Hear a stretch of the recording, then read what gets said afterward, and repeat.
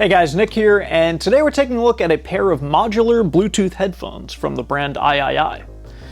Now, I'd first heard of AIAIAI from my DJ friend a few years ago, back when I used to have friends.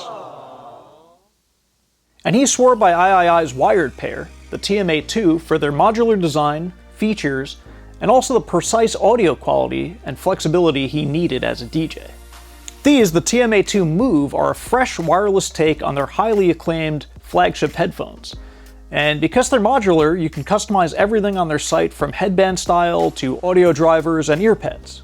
They do also have some ready-made configurations, so let's take a look at what we have in this particular build.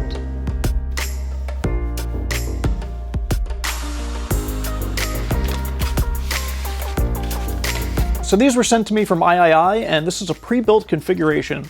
But as you can see, you can customize any and all of these components if you want to upgrade or downgrade anything before you buy or in the future, which is pretty cool. So since these are modular, everything comes shipped in these separate baggies for you to assemble. But don't worry, everything is really simple and just snaps together in a few seconds. So for this build, we're getting the S10 Bluetooth audio drivers, which have 40mm drivers, dual mics, USB-C fast charging, and 40 hours of playback time. We're also getting the H03 headband, which has a nice memory foam vegan leather and very subtle branding on the inside band.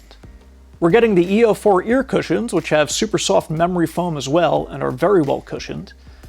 And then we also are getting the C05 straight cable and the A01 protective soft nylon case.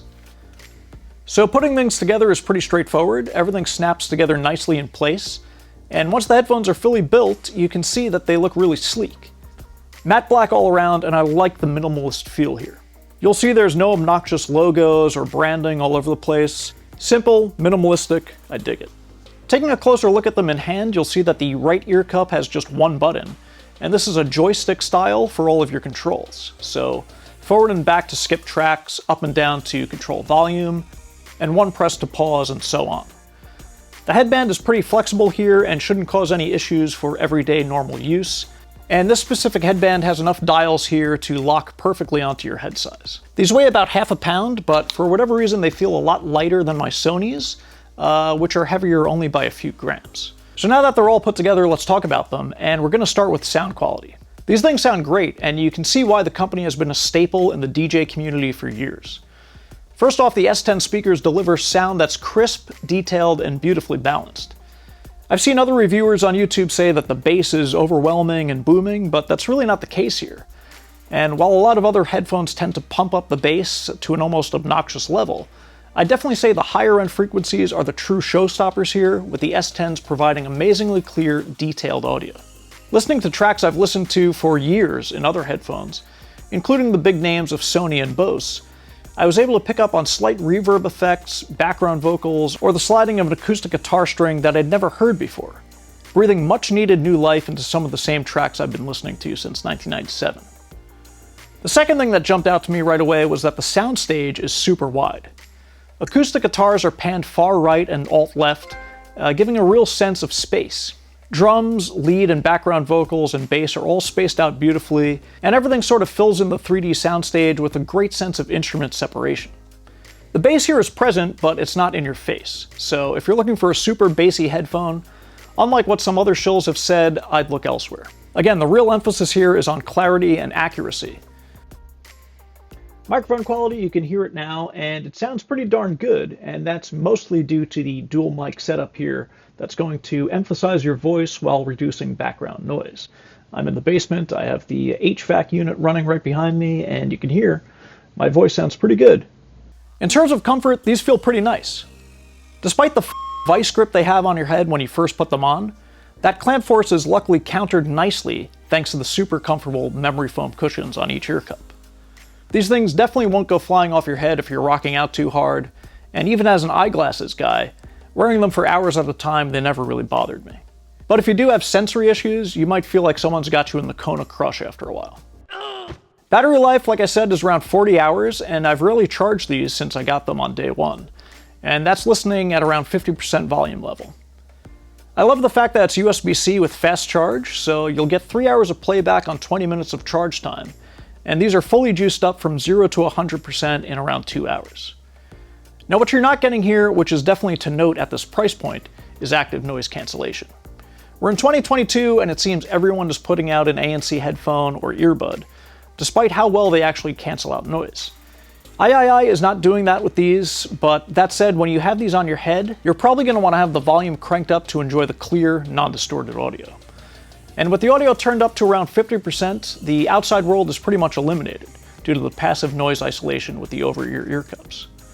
So these sound amazing, but there are some downsides and I need to address them. First off, the nylon case is kind of a throwaway. I feel if you're shelling out $250 for a pair of cans, it should include the hardshell case, but according to the website, that's a $30 upgrade. Second, and this is still somewhat unexplained, but for whatever reason, these headphones lose audio randomly whenever switching songs too quickly or switching apps. So say if you're listening to music and you want to pop onto a YouTube video, the audio cuts out for a few seconds. The Bluetooth 5.0 never disconnects and there's zero lag. It just seems to be a software issue, and again, it happens very randomly, very rarely, but it is enough to be addressed in this video. To reconnect audio, all I have to do is pause whatever I'm listening to for a second or two, and then unpause it, and it goes back to normal. I reached out to the company, and we'll see what they have to say about it, but word on Shreddit is that a firmware update might be released to fix this issue in the near future. So that's about it. All in all, I really love these headphones. You'll hear others on YouTube babble on about the sustainable aspect of these, but really, if you're buying headphones, the sound quality is really all that matters, and the clarity coming out of the S10 speakers is unbelievable.